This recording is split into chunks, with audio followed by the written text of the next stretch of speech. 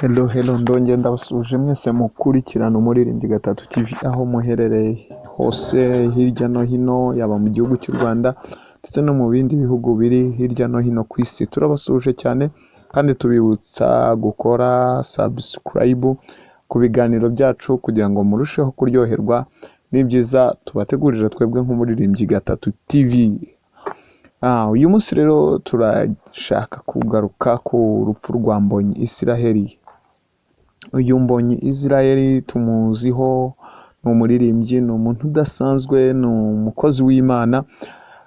Bigeze ahantu rero batangiye kumwandikaho inkuru z'ibihuha zivuga ko Mbonyi Israel yitabye Imana kandi Mbonyi Israel akiri muzima. Abantu rero inshuti ze zatewe akababaro cyane cyane n'abantu bahwihwishe inkuru z'ibihuha, inkuru zidasobanutse, barimo bavuga kuri uyu Mbonyi Israel. Mbonyi Israel ubwe arahamya neza n'umutima we ni muzima, ariko abahwihwisa ibihuha bo ntabwo babura. Mbibutse gukora subscribe ku Muririmbyi gatatu TV kugira ngo komeze ubone notification zacu, tuba tubabereye hirya no hino tubakurikiranira makuru. Babandi mwari muzi ko umukozi w'Imana Mbonyi Israel yitabye Imana, ndagira ngo mbabwire ko Mbonyi Israel ni muzima, arahumeka, aracyari wese nk'uko mwari mumumenyereye.